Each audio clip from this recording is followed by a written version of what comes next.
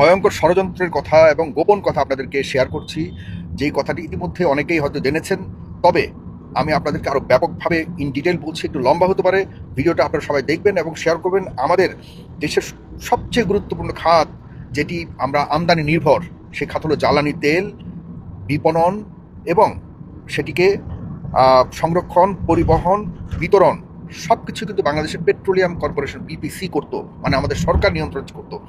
এখন নতুন করে দু তিনটি কোম্পানিকে দেওয়া হচ্ছে, বলা হচ্ছে যে জ্বালানি তেল আমদানি এবং এই সকল কার্যক্রম পরিচালনা করবার জন্য বেসরকারি খাতকে দেওয়ার জন্য উদ্যোগ নিয়েছে সরকার। এর অংশ হিসেবে বেসরকারি পর্যায়ের পরিশোধিত জ্বালানি তেল আমদানির নীতিমালা প্রণয়নের কাজ অলরেডি শুরু করেছে জ্বালানি ও খনিজ সম্পদ বিভাগ। এই সংক্রান্ত গঠিত এক কমিটির সুপারিশের ভিত্তিতে এখন খসড়া নীতিমালা তৈরি করা হচ্ছে। এই ধরনের উদ্যোগ নতুন নয়, আওয়ামী লীগের আমলেও কিন্তু কয়েকটা কোম্পানিকে দেওয়ার জন্য এর আগেও চেষ্টা করেছিল। আওয়ামী লীগের সরকারকে আমরা ফ্যাসিস্ট বলি আর যাই বলি, তখন কিন্তু আওয়ামী লীগ সরকার শেখ হাসিনা কিন্তু এই কয়েকটা কোম্পানির হাতে এই গুরুত্বপূর্ণ সেক্টরকে, এই গুরুত্বপূর্ণ আমদানি নির্ভর বিষয়টিকে দেয়নি।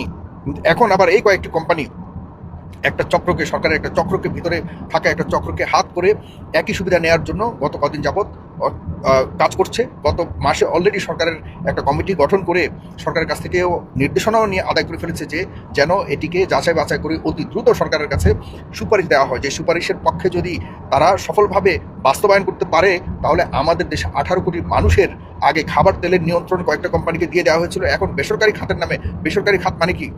আপনি ডেকেও ইচ্ছা করলে আমরা বিদেশ থেকে এই তেল আমদানি করতে পারবো এবং বেসরকারি উদ্যোগে আমরা যে কেউ আমরা এগুলিকে বাস্তবায়ন করতে পারবো। কিন্তু বাংলাদেশের বেসরকারি খাত বলতে শুধুমাত্র 2-3টা কোম্পানি। মেঘনা গ্রুপ, যেই মেঘনা গ্রুপ শেখ হাসিনাকে ফ্যাসিস্ট বানিয়েছে, আমাদের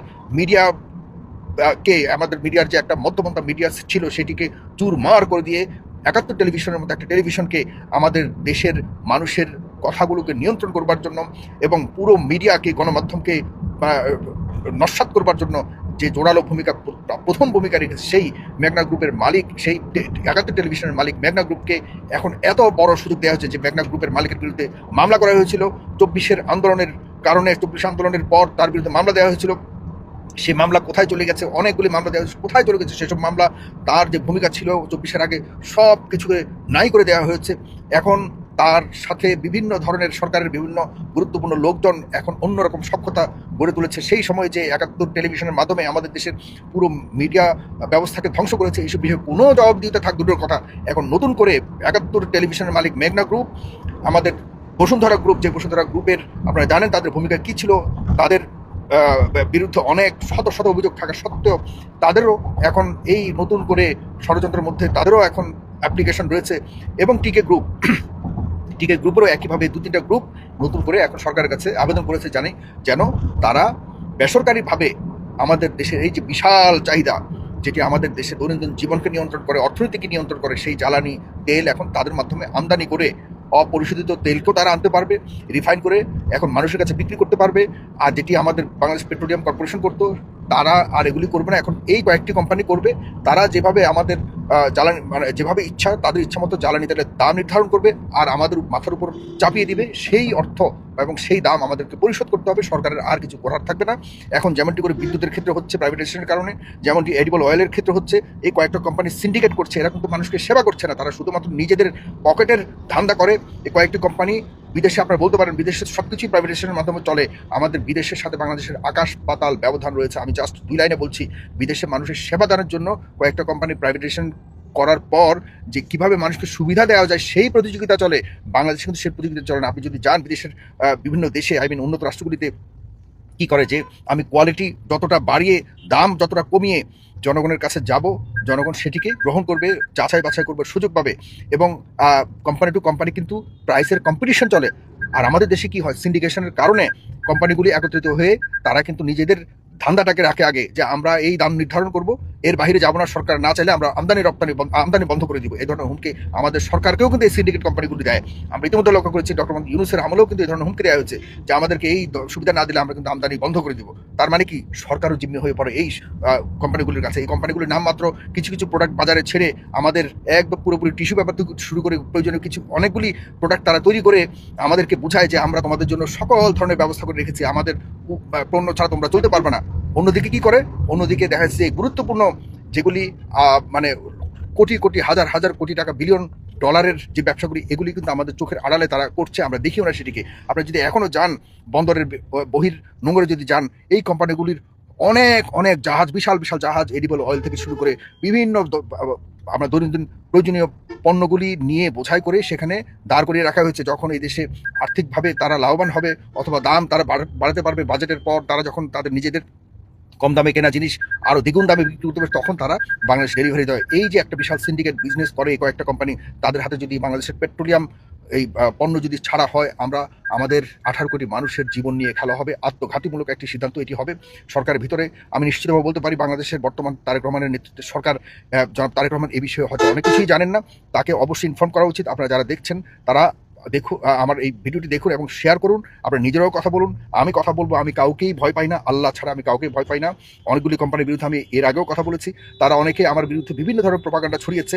আমি থোড়াই কেয়ার করি, আমি কোনো কিছুকে আল্লাহ ছাড়া আমি কাউকে ভয় পাই না। আমি কথা বলে যাব, এই কোম্পানি বলুন আর এর চেয়ে বড় ডন বলুন, আমি কিন্তু ছাড় দিব না। আপনারা আছেন, জনগণ আছে আমার সাথে। আমি যদি জনগণের সহযোগিতা পাই, আমি সামনে এগিয়ে যাব। আমার যত ক্ষতি করার চেষ্টা করুক, আমি থেমে থাকবো না। ইতিমধ্যে অনেকেই চেষ্টা করেছে, বহু ধরনের প্রপাগান্ডা ছড়িয়েছে। জনগণ আমার পাশেই ছিল স্ট্রংলি। আমি জনগণকে পাশে নিয়ে এই সবের অপচেষ্টার বিরুদ্ধে কথা বলেই যাব। যে কোম্পানিগুলির বিরুদ্ধে শেখ হাসিনার সময় মানুষকে শোষণ, মানুষকে হত্যা করা, 24-এর সময় যে বিতর্কিত ভূমিকা ছিল, সেসব ভূমিকার কারণে যাদের বিরুদ্ধে মামলা পর্যন্ত হয়েছে, সেসব মামলা নিয়ে একটা টু শব্দ আমরা শুনি না। সেসব মামলা কোথায় হারিয়ে গেছে? যেখানে তাদের বিচার হওয়ার কথা, যে বিচার মুখোমুখি হওয়ার কথা, সেখানে না হয়ে এই কোম্পানিগুলির মালিক বুক ফুলিয়ে এখনো পর্যন্ত তারা দেশে খুব চমৎকারভাবে তাদের মতো করে ব্যবসা করে যাচ্ছে। আর নতুন করে এই সরকার থেকেও, বর্তমানে আমাদের এই বিএনপি সরকারের কাছ থেকে সুবিধা নেওয়ার জন্য যে ষড়যন্ত্র তারা করছে, এটি কোনোভাবে হতে দেওয়া যায়। বিরোধী দলগুলোকেও বলবো, আপনারা যদি কথা না বলেন জনগণের পক্ষে, তাহলে কিন্তু আপনারাও ছাড় পাবে না জনগণের চাপ থেকে। আপনারাও কথা বলুন, আমি কথা বলছি। জনগণকে জাগ্রত হওয়ার জন্য অনুরোধ করছি। এই কোম্পানিগুলিকে আমরা দেখে ছাড়বো। তারা অবশ্যই 24-এর দোষী, তারা অনেক অপরাধ করেছে।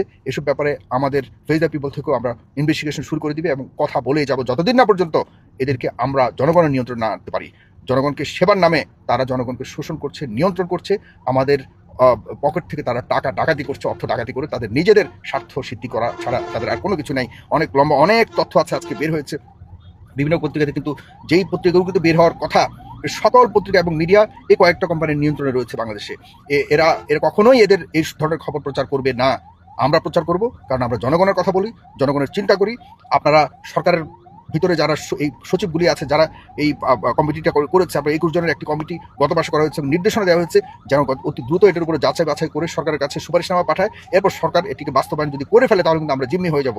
আর এই কমিটিতে কারা আছে জানেন? তারা সবাই হলো এখন বর্তমানে আমলা, যারা সচিবালয়ে এই বিষয়গুলিকে নিয়ন্ত্রণ করে এবং এগুলিকে যাচাই বাছাই দায়িত্বে রয়েছে। তারা এই কয়েকটা কোম্পানির কাছ থেকে কমপক্ষে কয়েকশো কোটি টাকা নিয়ে তাদের পুরো 14 গোষ্ঠীর আগামী 50 বছরের মানে খাবারের জন্য তারা যদি কয়েকটা কোম্পানি থেকে অর্থ নিতে পারে, তাদের তো আর দরকার নাই এত কিছু চিন্তা করে। 18 কোটি মানুষের চিন্তা তাদের করার দরকার নেই। তারা ঠিকই এগুলিকে করে কোনো না কোনো যুক্তি সামনে এনে দিয়ে যাবে, আর সরকার এটাকে বাস্তবায়ন করে 18 কোটি মানুষেরকে বিপদে ফেলে দিয়ে যাবে, এতে কোনো সন্দেহ নাই। প্লিজ সজাগ হন, জাগ্রত হন, আমার এটিকে শেয়ার করুন, নিজেরা কথা বলুন। আমি কথা বলে যাব প্রতিনিয়ত, আপনারা থাকবেন পাশে, যত বাধাই আসুক ইনশাল্লাহ।